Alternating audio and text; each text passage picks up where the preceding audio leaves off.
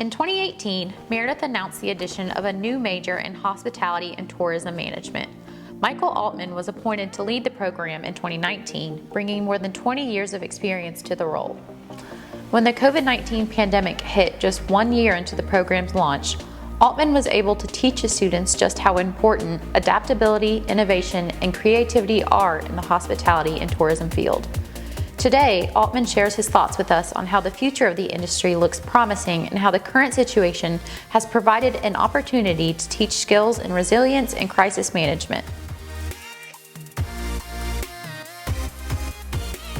Hi, Michael. I'm so excited to chat with you today. How are you? I'm fabulous. It's great to be here in this gorgeous Raleigh Convention Center, and I'm looking forward to sharing some information with you about the program.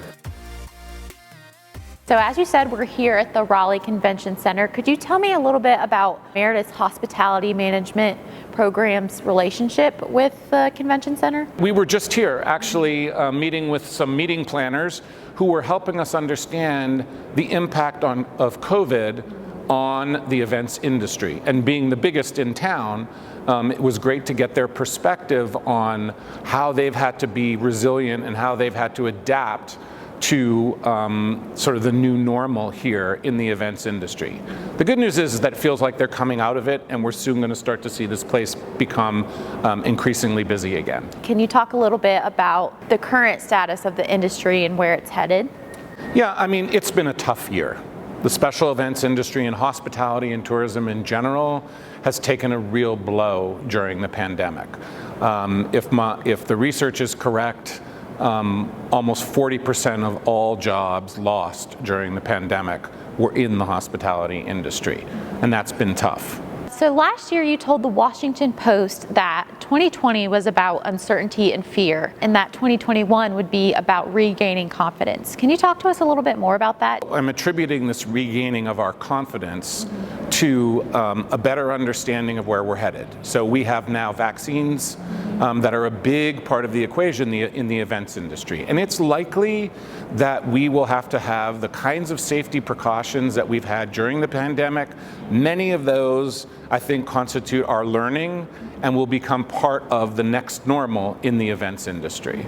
Can you tell me a little bit about what you think students learned from the fear and uncertainty of 2020 and the coronavirus in general? Throughout the last year, we have still, as a class, attended a number of venues where we talked to industry suppliers, and we asked them about their businesses. We asked them about the kinds of pivots they were making from in-person events to hybrid events and virtual events.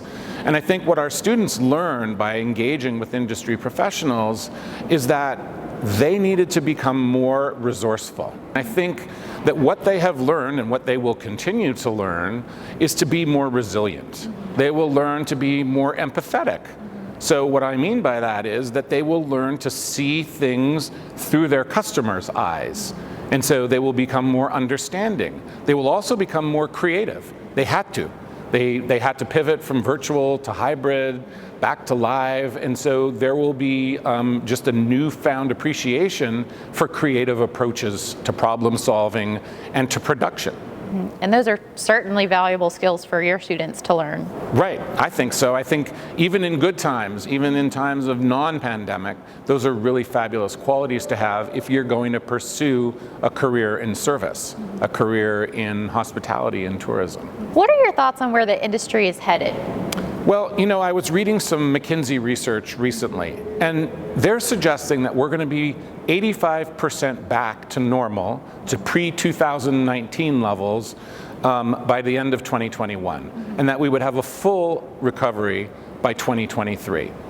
Some people might think this is a little optimistic, but I tend to agree with McKinsey. Why do you think this industry proves longevity? Why is it so stable, in your opinion? I think that what it's about is that as human beings, we have a sort of a deep-seated need to connect.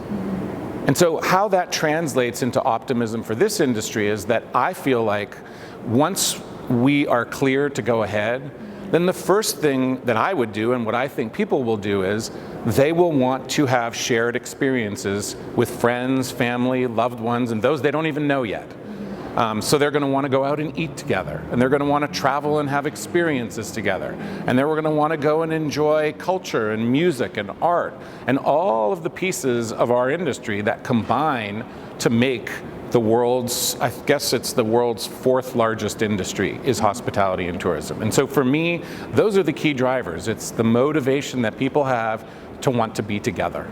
And do you think that that's promising for your students, looking to get jobs after they graduate in this field? So most of my students are going to be graduating in the sort of 2023, 2024 time frame. So for me, I feel like that time frame squares with that research by McKinsey. Everything should be back to normal by then. We will have learned some things, and some of our processes and protocols may have changed to incorporate some of those learnings, but we should be back to enjoying concerts out in places like the Red Hat Amphitheater right outside the convention center, going to restaurants, getting on airplanes, feeling comfortable in hotels, all of it.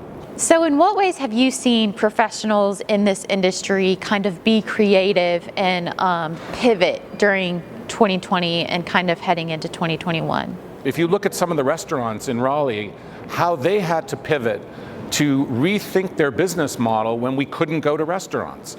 So enhanced patios, delivery services, other takeaway options. I think that you could see that the restaurant business needed to rethink how they were going to serve their customers.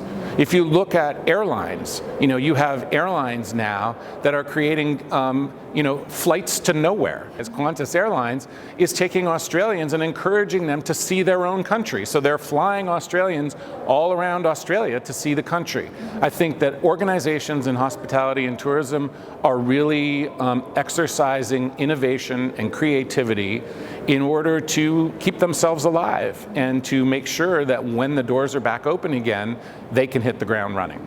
Absolutely.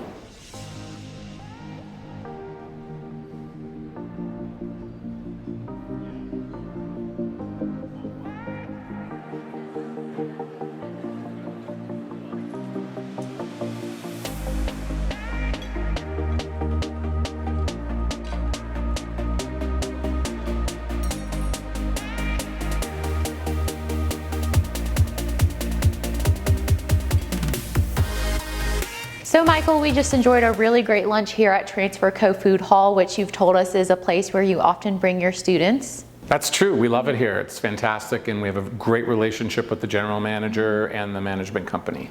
Transfer is really a place that represents a tremendous amount of community pride. I think that the approach that they have taken, which is to bring together artisans and food producers and designers and developers and purveyors all under one roof, is in fact a really creative approach to food service. And I think it represents a lot of what we're going to see going forward in the future. So we talked a little bit about skills and what students can learn in the program to work at a place like this. What kinds of values do you try to instill in your students? So I teach in what I call a flipped classroom. And what that really means is that students take as much ownership for the responsibility for their education as I do. So that means that most of the content that they're going to consume, they do that independently. And then they bring to the classroom a willingness to have conversations and to collaborate around issues related to the content that they've learned. So that's on the one hand. On the second hand, the flipped classroom really means that we spend most of our time out of the classroom in places like Transfer and other places like the Raleigh Convention Center that we visited earlier. And so we will attend site visits. We will do interviews with hospitality and tourism entrepreneurs and suppliers and purveyors. And we will spend much of our time then deconstructing those visits in the classroom and determining what did we really learn today and how can we leverage that learning going forward.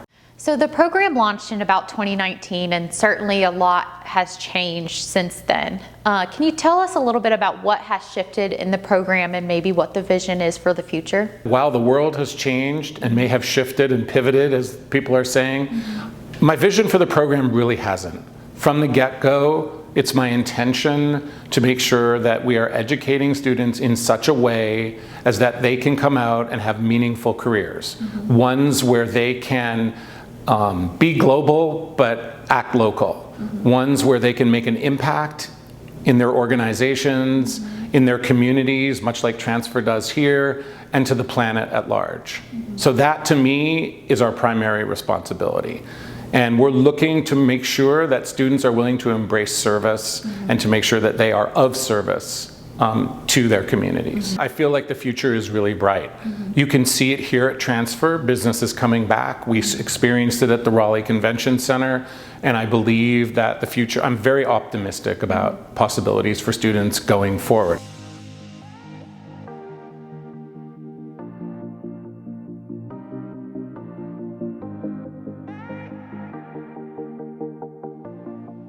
Well, Michael, it's been a lot of fun exploring Raleigh with you today, and now we find ourselves back at our home in Raleigh at Meredith College. Can you tell me a little bit about what's happening here?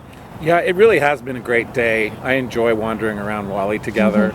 I'm so excited about what's happening here. So, courtesy of our donors, there are 3 really exciting things that are happening on campus. One is the revitalization of the lake. That's long overdue and really great. 2 is we're expanding the chapel. That's going to provide a myriad of opportunities in special events. And 3 is we are expanding and renovating our food lab and commercial kitchen, which will really position us well to consider new and exciting offerings in food service. And how does the campus being more hospitable benefit your students? Well, I think all of it adds up to providing tangible opportunities for students to get hands-on experience. So they can actually work at events, they can actually learn about food service, they can plan weddings, conduct tours. I think all of that helps them when they start to look at full-time employment opportunities. What are some tangible ways that students are getting involved on campus? Well, everything from the Hospitality and Tourism Club, where we organize special events, from internships. Every student is required to do a hands-on internship of 120 hours before they graduate. We encourage them to volunteer in the community. And obviously, we're looking for employment opportunities all the time for them, summer jobs and, of course, full-time employment. Well, Michael, it's been a lot of fun exploring Raleigh with you today and chatting a little bit about Meredith and the program. I really appreciate you sharing your insights and your expertise with us.